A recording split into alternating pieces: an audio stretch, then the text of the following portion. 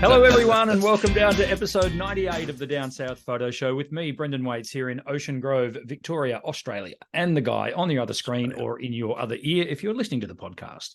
It is Cam Blake in Tasmania, Australia. Welcome back. Hello, everyone. How you going, Cameron? Hello, Brendan. Episode 98. We're getting real close. Well, it's just Super about time close to raise the bat. It is. I'm good, mate. A little bit tired, a little bit run down, but I'm all good. You have been in 40 different states, even though there's only 7 in Australia, but you've been in all of them. Well, I've been in the state of tiredness, emotional. I've been in all states. Yes. Yeah, no, I've been very busy. But it's good to get back, and got about a week or so off before another little trip, and then we're almost done for the year, which would be good. Yes. You have been burning the candle at both ends for about a month now, and it's time for rest. These bags they look all right on this thing, but the bags are getting bigger. I'd just like to explain straight off the top why my lighting is so black. Why do you look so dull? Because Cameron, we are recording this afternoon. That's right. This has gone out Friday evening. We have recorded this not a few hours ago. So this is practically live, isn't it? Really? It's as bad as live as we're going to get. How does that explain your lighting? Well, because my office has got a great big window behind me, I'm now backlit. So the stupid Zoom algorithm says, "Hey, you're backlit. I'm going to make you dark."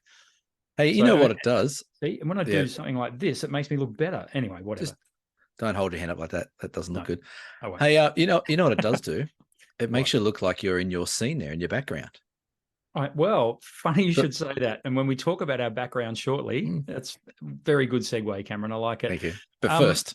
But first, thank you to everyone who has liked, subscribed, followed the channel. We say this every week. Thank you so much. 680 subs on the YouTubes, which is nothing to be sneezed at. They say the first 1,000 is the hardest.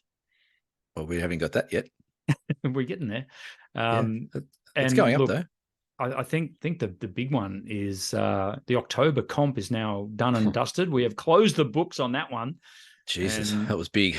Cam is rethinking his idea of having trees as the subject. All right, next month is going to be sky. yeah, that's right. Yeah, next month is photo. Yeah, no, photo. It was a very broad topic, but it must be said, the quality, and we don't need to blow smoke at our lovely listeners and viewers, but the quality was absolutely brilliant. Barely a dud amongst it. It was very impressive. It was super duper hard. And the good thing was we were somewhat organized, because we actually started looking through the photos as they were coming through. So we're almost shortlisting it as it came along. Yeah. But it still took a while to get our top 10 together. And then we got out of the top 10, we had a similar top 3. And then we did. And then we may or may not have picked the winner. So the way we judge it, folks, is Cam goes through, picks out his favorites. And this time we would normally do a top 5, but because there were so many great entries, we extended it to a top 10. He picked out his top 10. Without me seeing it, I picked out my top 10. And then we compared notes, and there was 3 images that both appeared in our top 10s, which was go on to be the podium, I guess. And then we had to pick one out of that. And after we argued for hours over which should be the winner, we have come to a winner. Are we announcing that now?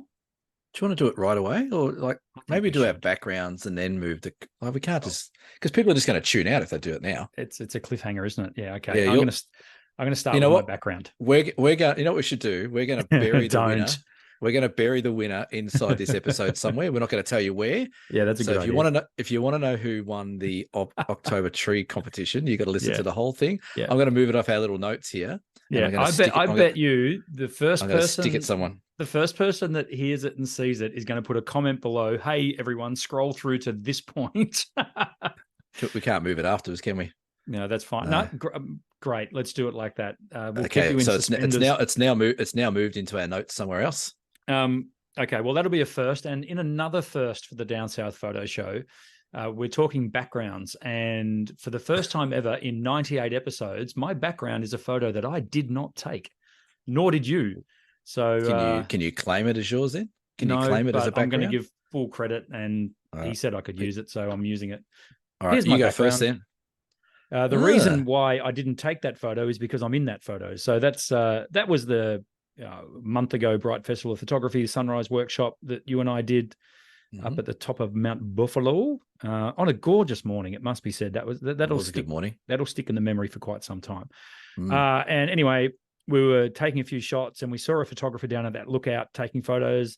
And I just made the suggestion, hey, that'd make a good photo. No sooner has I said it that the photographer moved on. So I said to the group, well, they did. Allow me. I ran down there and got out on that lookout, and look at that classic photographer pose. Hey, I think I even had a lens cap on at that point. But anyway, I posed for people to take that photo. And good on you, Dave Marland. Thank you so much for supplying me with that photo. Dave also came with us on the Murray Mallee workshop. Yeah, he's also just booked into my Flinders Island workshop as well. He's getting around a bit. Yeah, no worry. And gave us beer, and so he gets featured as the background. So Dave Marland, thank you for taking my background photo this week. Maybe we should start letting people submit photos for our background. No, we probably should. They should be our photos, shouldn't they? Can we just stop at the photo comps? They're hard enough. No, right. That's a bit out of control. Cameron, your background, please. I was going to firstly say that's a great photo by Dave Marlin, and one that I would suggest he couldn't have taken with a Canon if he had a Canon, but he doesn't use Canon anymore.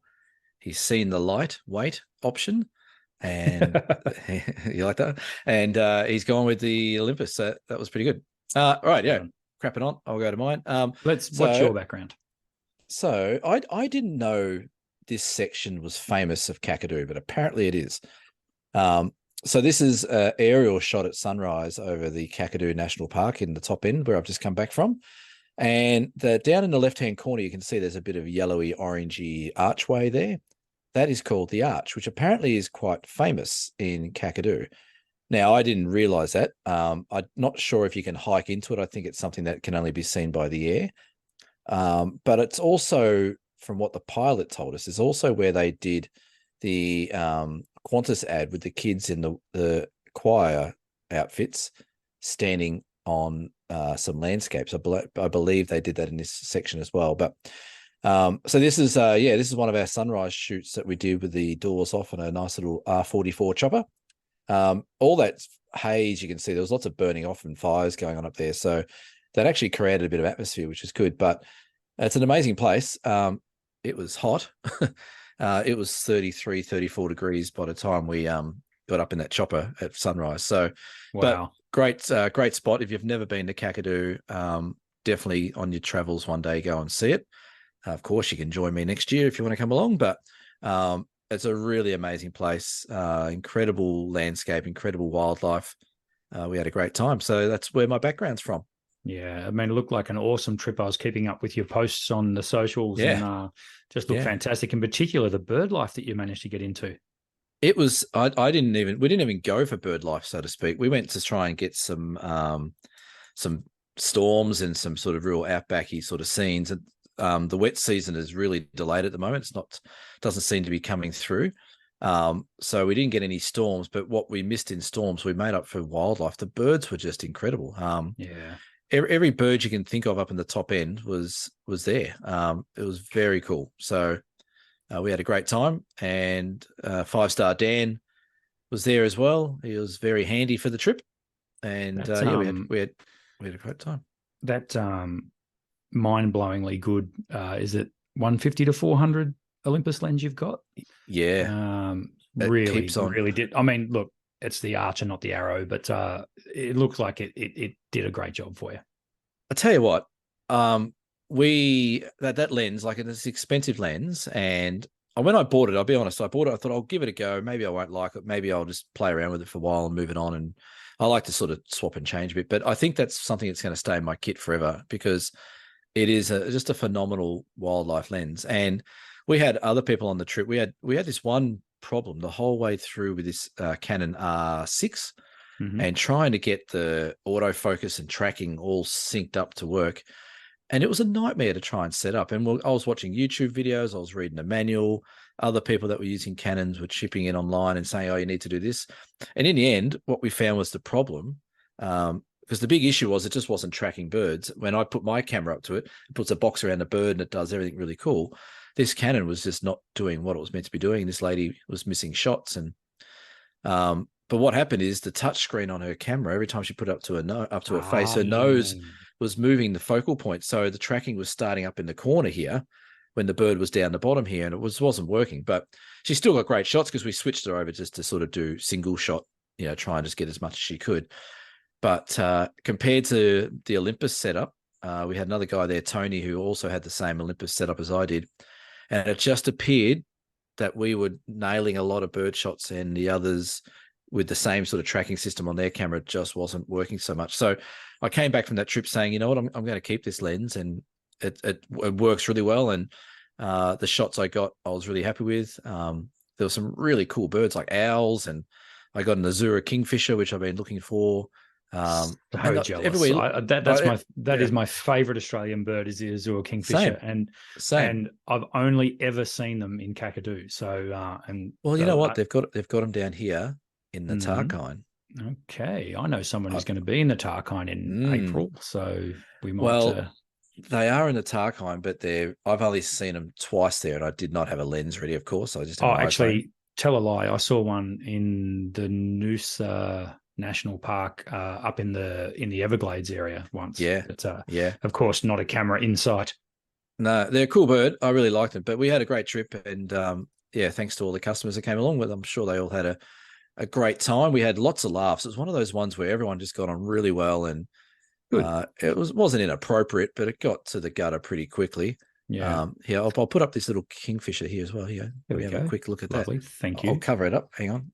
For those of you listening, Cam has just changed his background to an Azure kingfisher, and I mean, gee whiz, aren't they just a gorgeous bird? They are. And he was diving in and out of the water, which was really cool. You're gonna have to cover your camera again because I've just made you full screen. So just so people can get it. There we go. Yeah, awesome. Yeah, he was very cool. Yeah. So but you can pause the video because if you want to see it longer. We'll put it up. We'll put it up on the website or something like that. But it was really cool. The wildlife was great. Look at that. I'm even darker again. I don't know. You're fading away. There's actually sun trying to come out here in Ocean Grove. No. What the hell? In Ocean Grove. Yeah. Anyway, all good. Yeah. All good. Yeah. What are we going to talk about in this episode 98, Cam? I know what we're going to talk about because I made the list. Okay. You run it. You go with it. So what do you got? One thing that I've started to pick up on, particularly this year, because we've started to run the workshops together, and I'm doing more stuff in the field with people who are keen on their photography, is I've been seeing and commenting to a lot of people who use what I like to call the spray and pray approach. If you're not familiar with that, it's just, what's that? Like golf. Yeah, exactly. That is my golf. Exactly. The spray and pray approach is literally, here's my scene. I'm going to take 1,000 images I'm going to move half a centimeter and take a photo. And then I'm going to move half a centimeter that way and take a photo. And then I'm going to move over here. And then I'm going to change the ISO. And then I'm going to change the white balance. And I'm going to blah, blah, blah, blah, do all these things. And I'm just going to take thousands of photos in this location in the hope that one of them's good. Yeah. Yeah. And I want to talk about why that rarely works. And the main reason it rarely works is because you don't give enough time and energy and effort to the one composition. I've actually been guilty of this before. I get a little bit, we've talked about this on the show before, I get a little bit crazy when there's an awesome sunrise. I want to be in 10 different places at once. Yeah. And that is always detrimental to my photography. I always come back and go, why didn't I just focus more on that awesome composition I got there? Yeah. But I missed focus, or I had the wrong aperture, or, and what I'm here to tell you folks is focus on one composition, find your composition, and then let the light come to you, I think is the way forward, rather than just going ahead and it's the same with any photography. I said a lot, luckily in the last few years, I've been going to nieces and nephews' weddings, and the best photographers are the ones that aren't running around like headless chickens. The ones that do go crazy and run everywhere, they miss the shots. It's funny though. Yeah. So that's my take on it. Yeah, no, I agree. I just did a couple of nights ago. I did a camera talk at a camera club down in Huon Valley, down here in Tassie, and that was one of the things I said as well, that this say look at you trying to light yourself up. Oh, The spray and pray approach for landscape photography definitely doesn't work. Yeah, it's all about, I think people need to realize that photography is a game of patience a lot of the time. And once you get better at it and your knowledge gets better at it, it's not necessarily patience, it's knowledge that gets you the better shots. yeah. But you're right. Like I can, even speaking of, Dave Marlin's going to love this episode. We're going to mention him again. Goodness. Like he used to do a similar thing. He used to run around like a blue-ass fly trying to get 600 different compositions before the sun went up or down. And a lot of times he'd miss them because he's like, oh, that's a great shot, I'll do that. And then it wasn't really right. He'd get maybe 90% of them all right, but none of them 100% right. So, and it's the same, like you said, across the board, any genre. Unless you're doing sports where, you've just got to go with the action where you can and try and hope, you can't just shoot a million shots and think they're going to be fine. Not only does it, run the risk of getting the shot wrong or making an error, but it's a pain in the ass to edit them later on. You got to go through 100%. Thousands of shots later on. So yeah. I think though, what's caused this, like we never used to spray and spray with film. Never. We never did. So absolutely. What we do, because we've got memory cards with 3,000 photos on it, for some silly reason, we think, well, I can take 3,000 photos in a minute. I'm going to do it. And it just doesn't work. So, the talk I gave was the similar talk I gave at BFOP this year about getting your composition and your aperture right and the time of day and checking your histogram and all that kind of stuff. But you're right, composition is always key. If you're taking 2 seconds to find compositions, you're doing yourself a disservice for your photography. You need to really stand there, take it in, have a look around, give yourself 5 minutes to get your bearings, and like I said, sometimes there's moments where you do spray and pray. If something's really amazing going on, you're like, I've just got to get those shots. But if you really want to improve and get better at it, you've just got to take your time and be patient. It's definitely quality over quantity when it comes to taking better landscape photos, I think. And I think you're exactly right. What people get sucked into is the technology. So, okay, just because your camera can shoot 30 frames per second doesn't mean you have to shoot 30 frames per second. Yeah, that's right. Yeah. The caveat I'd put on that might be wildlife, and particularly like African wildlife. You're seeing a kill or something like that, and you're photographing that, or fast moving birds and that. Yeah, sure, I understand that. Where you might want to just set it to burst mode, but it is still all about the composition. So a good example I can give you is it took me 10 years to get a photo of a blue wren. I always wanted, or a superb fairy wren, I think is the proper name. I always wanted to get this photo. They're one of my favorite birds. Yeah. And I was down at Cape Otway. I was camping down there, and this little blue wren was going all around our campsite.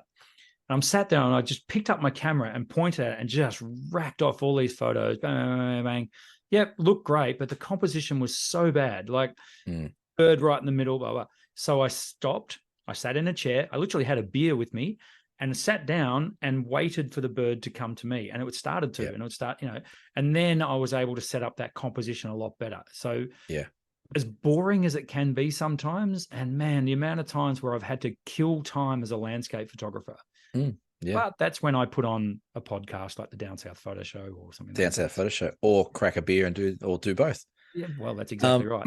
But it's so worth it. It's so worth it to spend that extra time on calculating your composition a lot better. Composition is everything. It's the number one as far as I'm concerned. Yeah. The other one that spray and pray does apply to is something like behind me, a bit of aerial. When you're, you might have a 20-minute flight somewhere and doors are off and you got to make the most of it. You still got to have. There's still an element of patience for that. Before you leave, you get your settings right. You get it all set up, ready to go. Yeah. Same if you're doing birds and stuff like that. There's an element of before you go spraying of being patient and setting things up. But yeah, you're 100% right.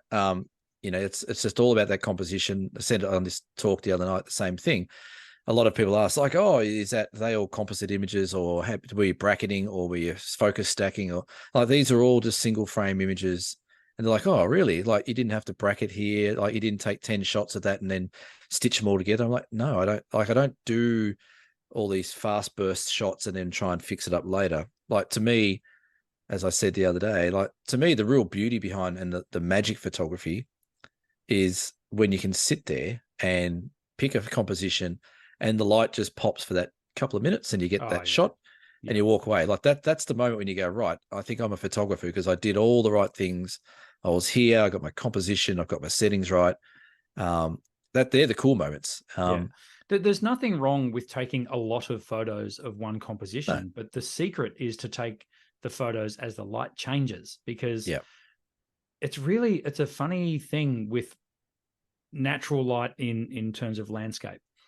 Sometimes the light comes, you take the shot, that's so good. 10 seconds later, the light's better. Yes. And just when you think you've reached peak goodness in terms of the light, it goes again. It goes again. How many times? I mean, it's happened to me a lot where I see the best light from the car. And it's like, God damn it. That's we did that on the Flinders Ranges on this trip. The very first night went to that classic Razorback shot. And the light was you could just tell the light was going to be nice. And I remember talking to Dan. Dan's like, "Oh, this is better than the last couple of times I've been here." I'm like, "Yeah, the light's good. It's looking really good." And I'm like, "That's bad though." And he goes, "Why is that?" I said, "Because we're going to nail this shot night one, and then we're going to have to fill everything else for the rest of the trip." But what happened is, usually on that first session of the workshops, I let people set up their own way, how they usually do that shot, and get a bit of a feel for how they shoot. If they're doing something fundamentally wrong, I'll fix it up so they don't miss the shot. But they all did this shot. They're all getting the right settings and all doing okay. And then the sun literally just went boop, and they went, "Okay, start packing up." I'm like, no, we're not packing up. Give it another 15, 20 minutes. Like, why? I'm like, the light gets better. Like, it gets softer. You get this, that sort of magenta color in the sky. And 15 minutes later, bang, it's just like this light explosion went off. And they're all like, "Holy shit, this is heaps better than when the sun was up, blah, blah, blah, blah, blah." So you're right. You just got to be patient, hang around, put in the effort. And that's how you become a better photographer. Absolutely. Which links back to, I think you have more of a problem with them than I do, tripods. So I thought you were going to say Instagrammers. Yeah, well, that too. Those two.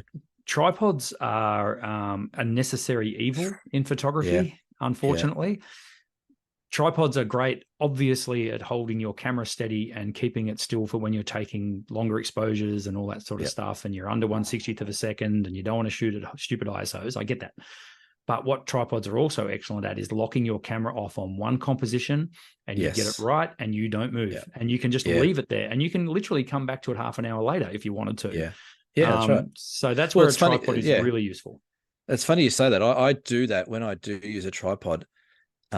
One of the tips I give people is I get to a location, and the first thing I do is, okay, there's the big, beautiful mountain scene, or there's the whatever we're shooting at, the main topic. So I know that's there. And then I spend the next few minutes looking around, and we did it on the Murray Mallee. We looked around and found different compositions, and I thought, okay, there's 2 or 3 different good compositions I like here. And then depending if you're in a group with friends or customers, depending on what you do, if I'm in a group with mates where I don't really care about anyone else apart from what I'm doing, I will stick my tripod. I'll set it up and just stick it somewhere where I think that best composition is. And then people go, "Oh, that's a bit taken." They walk off, but I'll still walk around my camera and do stuff. But I know when that light's ready to go and ready to pop, my tripod's ready to go. Like you said, I'm locked into that composition. It's a couple of little adjustments and away you go. But yeah, tripods, they are great for that. The main reason I take a tripod these days is for security, just so you can whack someone on the head if they come looking for you. But yeah, you're right. Tripods are, as much as they're a necessary evil, they're a great tool to slow you down as well. Yeah, 100%. And I think that's the key here. You mentioned that you have a group with you. The sun's gone down, right? Let's go on to the next thing. We're in too much of a hurry, and people want constant stimulation and gratification and stuff. But if you only stick it out for a little bit longer, I noticed this actually last night. It wasn't the best sunset in the world here, but I was here working, doing stuff, and I had to go to the front to my van and just looked up at the sky, and it was a good 45 minutes after the sun had gone down. And here's all this wonderful magenta color going from yellow on the horizon into magenta, into the deepest blue you've ever seen. And I was like, man, there it is. Like, everyone's gone home by that point. That's blue hour at its best. We did at Kakadu, Fiona, who was one of our customers, we stuffed the sunset up. I'll be honest. We went to go do a shot at this sort of billabongy thing, and it just wasn't working. So I'm like, shit, okay, we're like, everything at Kakadu is miles apart. Like, there's no. Anyway, Dan, 5-star Dan always has a bit of a laugh with me. He drives one car, I drive the other car. And the people in that car will be obviously talking to him. Oh, where are we going now? What's going on? And he won't necessarily know. And he'll be like, oh, Cam will pull a rabbit out of the hat somewhere. Like he'll pull something out of his ass. And I'm driving along going, I know he's saying that in that car, and I'm trying to find a spot. I'm like, shit. Anyway, we came down this road, and there was a couple of those real stark white trunk trees just in this field. And it was starting to get magenta in the sky. I'm like, bang, pull over here. This will do. So we took a few shots of that. It was okay. It was acceptable. But the light had got to that point you're talking about, and we were just sort of starting to real pack up. And I turned around to Fiona, and she was just sitting on her tripod, on her arm, on a tripod like that, just leaning and watching. And I said, do not move. And I did a portrait session. You inspired me. I got my camera, and I went back and I took a shot. She goes, oh, don't take a shot of me. She goes, I never look good in photos. And I took a shot of her on her camera, and I showed her, and she goes, holy shit, that's the best photo of me I've ever seen. I said, it's nothing to do with me. It's the light, like this soft light. It looks brilliant. And then we did another one later in the trip, same sort of time of day. I did it with my camera and from a distance, and she had her glasses like hanging in her mouth, like thinking about something, and it just looked great. So yeah, don't go when the sun pops below. Stay another, I usually say a half an hour. Yeah. That gives you plenty of time. Yeah. And it's crazy the way it changes the scene. Silhouettes become more apparent. Compositions become, different, the way they're lit. I mean, then it's like what you thought was the lead subject in your shot isn't anymore.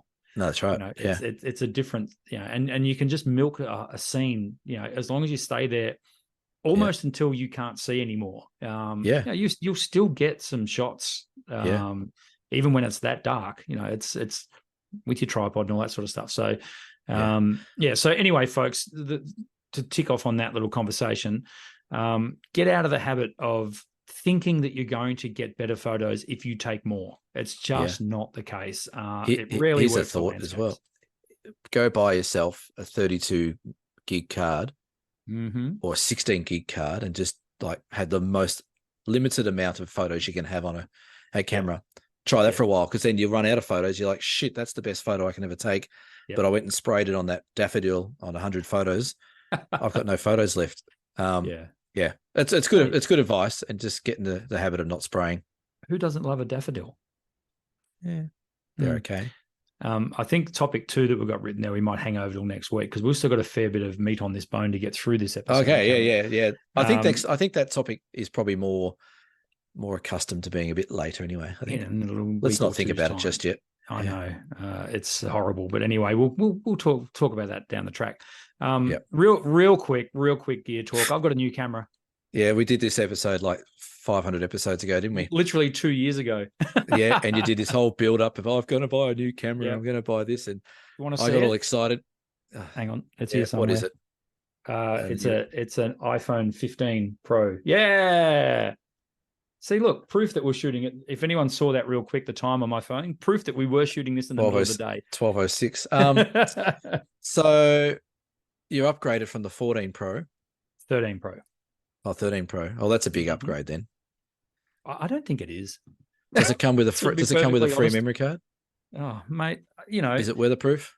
I'm one of these, like, your contract's up, so you get a new phone. But the reason I do it is because the old phone goes down through the family. Yes. So the daughter's now got a 13 Pro, and she's very, very happy with that. So whatever. But what I'm yet to do, and by this time next episode, I will have taken a few photos with it just to see if there's anything new. Apparently the lenses have been improved. I think the zoom is better. There's a few bits and pieces on there that I want to have a play. I just literally picked it up 2 days ago. I haven't had a chance to have a play with it, but I do use my phone a lot, particularly with like hiking and for shots that I just want. I'm not necessarily going to be selling them or anything like that, but photos that I want. But also I use it a lot for showing me the composition without having to get all my gear out. That's the biggest advantage.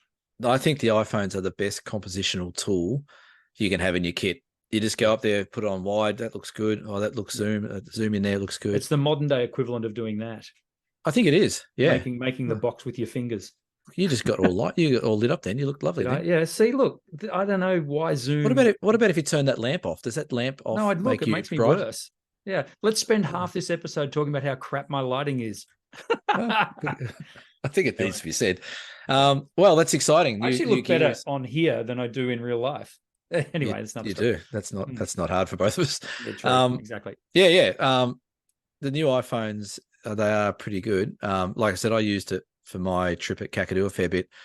I use it a lot now just for behind the scenes stuff, but yeah, it's great for that. which is good. And video, like we're trying to do a bit more video on our workshops and stuff like that behind the scenes, and Yeah, like they do like 4K video and things like that. incredible. And the cinematic mode in video is nuts. That's so good. So I don't think I've tried that.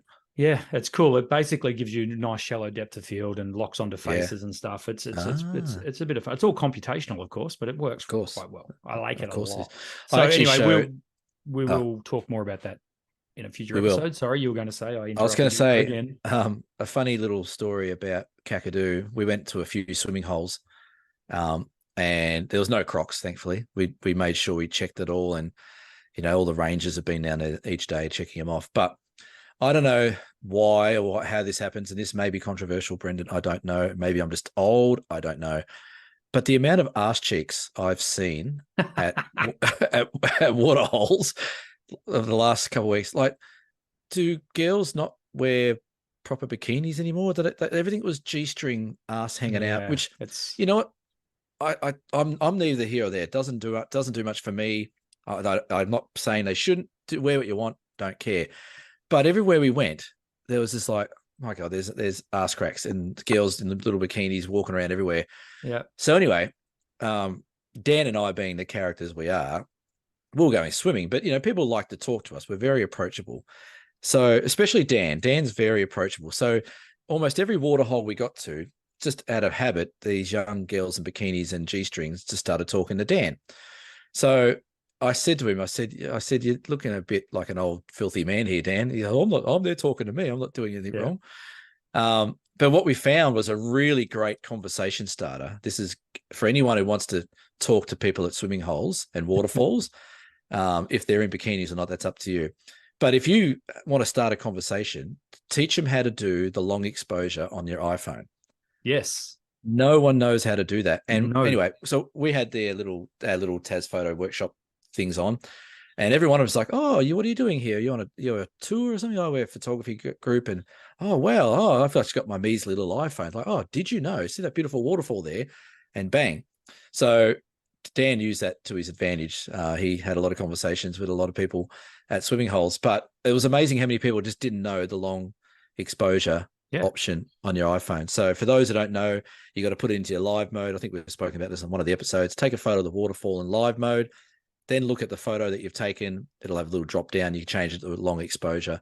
And I showed all the guests on our trip as well. They're like, oh, wow, that's cool. But it still didn't change the fact that there's a lot of arse cheeks floating around in water holes everywhere. Interesting segue into that conversation, Cam. But yeah, no, well, yeah.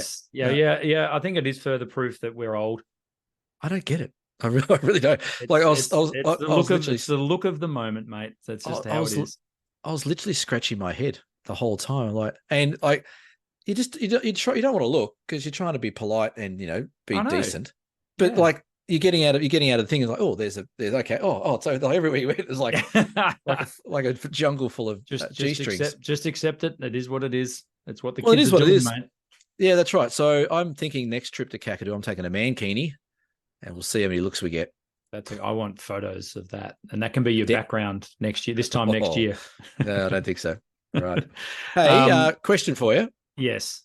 Who won our competition? Well, I'm glad you asked. Should we do DCAM first? No, let's do Or should we do it the middle of DCAM? Just stop out of nowhere. Yeah, okay. That's right. We better do a winner. All right. The winner, which is now going to appear on the screen, which means I have to edit this thing even more before it goes up in a few hours' time. But that's fine. That's what I do. I'm the editor. Do you want me to start swearing as well? No. The winner. Congratulations to Sarah Jane Eggins for this wonderful photograph. Yes. Sarah, it's actually titled Bushfire. It's superb. There was heaps of great entries, and look, apologies to a lot of people. The top 10 is there was good. 20. There was 20 winners on this. Easily. Yeah, there pretty much was. But Cam and I sort of kept coming back to this one. Yeah. It was the old right. Hold a gun to my head and choose. Well, I'm going to pick this one. Yeah. I love it for its in many ways simplicity. I love the fact that it is on point for the topic, which was trees. Yep. Obviously, that single solitary tree peeking through the smoke there Yeah. makes me wonder if that tree is vulnerable and in trouble from a bushfire and all that sort of stuff. It's a cool shot. It's very atmospheric. Well, if you really look well composed. if you look also further into the back, I really loved the same thing. Like it's the tree's perfectly sort of framed in the middle, like that. That's almost, you can almost see that tree screaming out for help. But in the background, you can actually see little bits of flames in the very background. So there's actually a fire raging through there as it's taken. But the lighting behind it, just the silhouette of the tree looks really cool. It's really atmospheric. Yeah. And sadly, it's something that we see all too often in Australia is bushfires and beautiful big trees. But it almost looks like it's a bit of a survivor as well. It's the only one sort of standing that tall. So congratulations, Sarah Jane. That's an awesome photo. Sarah Jane's won something. Is it my turn? It is my turn. Sarah Jane has won a $200 gift voucher for Ocean Grove Camera and Photo. So excellent. Sarah Jane, if you want that turned into a lovely canvas print, or if you want to get something else done on canvas or printed or whatever, we'll get in touch with you and let you know that you are our winner. Also, we will be putting up, I'm going to say, at least a top 10 for the People's Choice Award, Cam. Absolutely. Yeah. Top 10. Which will roll through November. And the People's Choice will be announced the first week of December. And they win something from Cameron. They do. Can we do a couple of honourable mentions? 100% we can. Yeah. So we also love James Davison's shot from the Great Alpine Rail Trail. It's got a beautiful dead tree. It's got a cockatoo. It's got a moon, and it's got some shallow dip the field reeds in the foreground. And Grant Smythe, or Smith, I imagine it's Smythe, with Smythe, Morning Mist. Smythe. That was also that's a cracker image. That one. It's got beautiful creek bed, beautiful light, beautiful fog. I see that photo and I just go, God damn, I want to be there. Yeah, I wanted to shoot that. Yeah, I said the same thing when I saw that. I'm like, geez, I reckon I've been to places like that before, but just haven't got that sort of atmosphere. So, but yeah, like there's so many great shots in there. There's some couple of cool shots with auroras. There's a couple of dead trees. There's some really good foggy ones. The Colleen Hope put up a couple of eucalypts or old snow gums in the mist as well, which are really cool. There's a bit of everything. So it was a pretty incredible collection. We're not going to announce what next month's topic is, are we? No, we don't do that until later on. But there will be another topic in December. Yep. So basically we do, well, every couple of months we put out a topic and then we get people to vote on them and etc. So it won't be trees. No, it won't be. But awesome. Again, thank you and congratulations to Sarah Jane Eggins for an awesome photo. Well done. I reckon you're choosing next month's topic. It'll be two ants fighting on a leaf in winter with a sunset and a shooting star. Yep. Perfect. Sounds good to me. Yep. Basically the most impossible thing to photograph. Yeah. Just maybe we get one entry. Maybe the theme might be impossible. And that's it. There you go. That's cryptic. Let's not jump the gun too Dear much. Cam. Dear Cam is one of the segments that has made its way all through 98 episodes. I'm happy to say. Well, I mean, we don't do one every week, but we don't. God knows we don't do an episode every week, but that's okay. No, that's my bad. Dear Cam, this is a nice, short and sweet one. Let's see how we roll with this. Dear Cam, I recently ordered a new camera, a Sony A7 Mark IV. Nice piece of kit. Nice. Is there anything I should do settings-wise when the camera arrives? Cheers, Linda in Kew, Victoria. Hello, Linda. And that's a good that's worthy of a Dear Cam for sure. What do you do with the new camera? Well, is there anything I should do settings-wise? So, like straight out of the box, is there something that I need to do? Well, I guess there's a few things you would do. First thing I'd probably do is make sure that I'm shooting in the right format I want to shoot in. So I maybe set it up to be RAW and JPEG, or RAW or JPEG, whichever one Linda wants to do. I'd probably go and have to make sure the color profiles are where I want them to be. Probably go and check the screen settings, make sure it's not too dull or too bright out of the packet.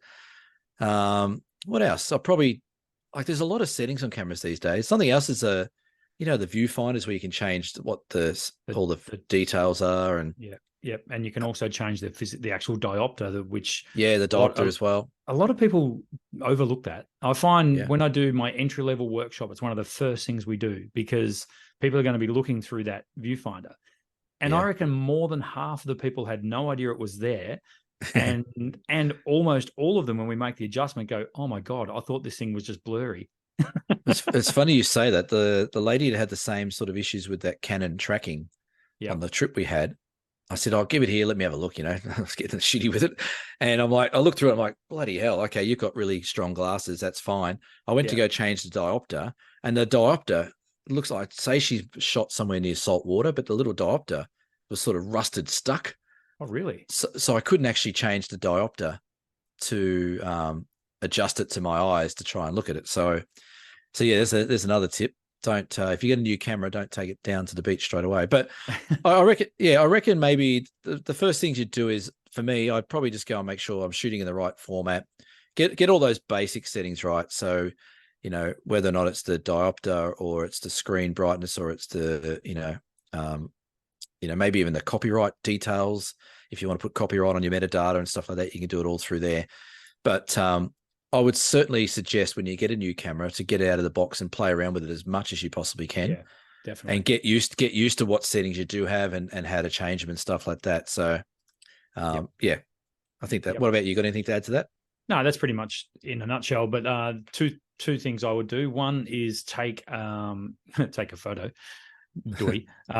I would take a photo of a white wall at aperture f/22 and check the sensor. What that does, clean, it actually, well, you would think so, wouldn't you, Cameron? You would. But from my experience, and particularly on full frame cameras, sometimes they come with dust built into the sensor at no extra charge. Isn't that nice? That's amazing. That's a lovely thing to do. And it's really annoying when you're out in the field and you're taking it, you're excited with your new camera, and then you're seeing big splodges in your blue skies. So it's one thing just to double check that sensor, make sure that's all good. And when you have a look at your sensor, you get your car key and you just scrape the bits of dust off the sensor when you get it. Exactly. Yeah, exactly. Blow into it. Make sure you do that. Or get as much saliva on your sensor as you can. Exactly. Yeah, that's right. Disclaimer: don't do any of that. We jest. We're not liable. Yes. No, probably the first thing I would do though when I turn the camera on is check the firmware and just make sure it's running the latest version of the firmware. So quite often what happens is these cameras might ship from the factory and it might take 6 months before they get in your hand. And in the meantime, Sony have put out 2 firmware updates to the or if it's Canon, they've released 6 other models since. Yeah, that's right. Gee, you're going hard at Canon this episode. I hate Canon. Yeah, I know. I've decided they don't rock up to BFOP, and their tracking is not as good as it should be. I don't think. Not as good as it's made out to be. That's true. And like I must admit, I started to hate this lovely Helen. Her name is her lovely Canon camera. I hated it by the end of it because you go in there and like tracking. Okay, I've got to do AF servo. I've got to do this, that. Like it was like you had to reinvent the wheel just to turn some settings on, and I was just like, wow, this is really tricky. So or maybe I'm just stupid. I don't know. No, they get what they deserve. I get it. But just to rewind quickly, firmware is basically what operates it's the operating system of your camera. So like you've got a computer that runs Windows or runs Mac software. It needs some kind of firmware that actually runs the camera. So quite often that firmware may have been updated. It is pretty simple to do a firmware update. Most camera manufacturers, I know our friends at OM System make it very simple. You literally just plug your camera into your PC or whatever you're using, go to their website and update the firmware. It's pretty straightforward. So or you know what else you can do? You can take it to Ocean Grove Camera and Photo. We do it for you as well. You can get on the OI Share app and you can update the firmware via the app, which is pretty cool as well. Yeah, it is very, very cool. So, Linda, hopefully that's answered your questions for when your flash new Sony A7 Mark IV arrives. If you have a DearCam question, please send it to us. Leave it in a comment below. Jump on dsps.com.au. Haven't plugged the website this episode yet. How about that? Jump on dsps.com.au, say good day to us, and hit us up with a DearCam question if you've got one. Now, speaking of dsps.com.au, you can go over there and buy us a beer. We love this part of the show. This is where we find out if anyone's bought us a beer for the week. You're so polished. Look at you. You are unbelievable these days. Absolutely. Anyone bought us a beer this week, Cam? I feel like I'm just hanging on these show these days. You just run and I just like try and hang on. We did a few beer donations. Mel H actually gave us 2 beers. Thanks Mel. Andrew C also gave us a beer. And then we're still drinking the slab from Jenny a couple of weeks ago as well. Appreciate that. Yeah, no, awesome. Yeah. And I suppose probably should have said this off the top, but we're sorry that we've been bereft of episodes. I think it's October and we've maybe put out 3 episodes. No, it's actually November now, but in October we put out 2. But that's all right. We were out and about, and we were out and about. Was out and about, so that's all right. I do have every time I go somewhere, I'm like, yep, I'm going to do an episode, and then what I didn't realize was Darwin is an hour and a half behind you. Yeah, with daylight saving. I didn't realize I don't do daylight saving, so that screwed things up. Anyway, it's fine. Yeah, cool.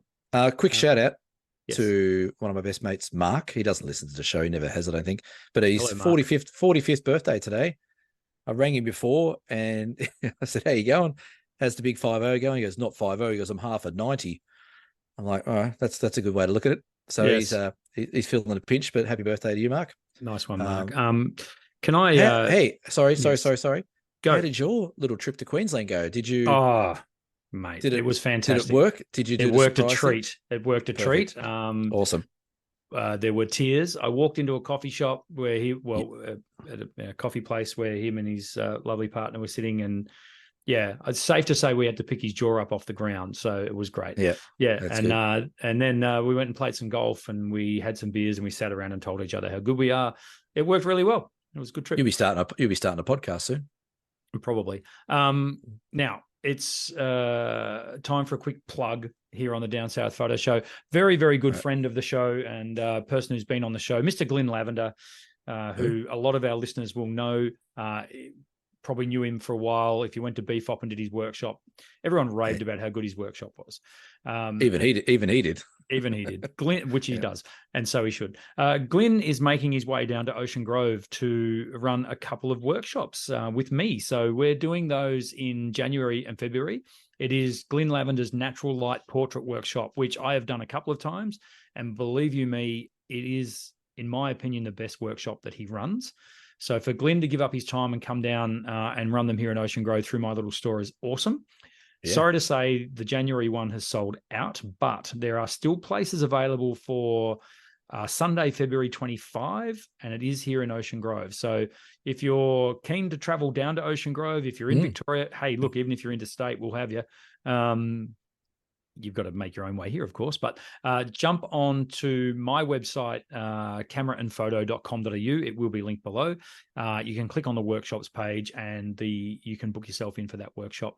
The January one sold out in 3 hours. The February one's just gone live. So wow.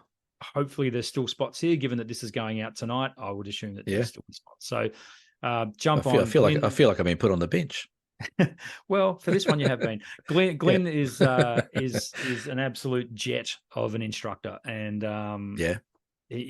well worth your while if you want to come on down and check I make a request when you have these workshops with Glyn? Yes, please. Yes, you can. Can we get him a t-shirt or a hoodie to wear? Yes. So he doesn't forget the name of this bloody show. That's right. Like he forgets every week. Yeah. We can Unbelievable. Do that. Yeah. All right. Well, Cam, what do you got coming up? Like I said, I got about a week off down the Franklin River. Yes. And then off to Utah to scout Utah for next year's trips, which I now have 2 places available for next year's trip, which is late October for Utah. We've had a couple of people who are unable to come. So they've given us plenty of notice, which is good. But if you are keen on coming on a 10-day trip to Utah, it's late October 2024. There is 2 spots available. You can put a deposit down. Balance is due halfway through next year. Come and have a look at that amazing state of America. That trip looks amazing. Should be good. Absolutely but amazing. So that's all I've got, really. Awesome, lovely. Hopefully you enjoyed the show, folks. Good to be back on deck. Can't guarantee there'll be an episode next week, but hey, we'll try. We will be next week. Or there will be. You heard it. There will be. Yeah, Cameron, if Cameron says, Cameron does. I like it. Yeah. There'll be one next week unless you pull out.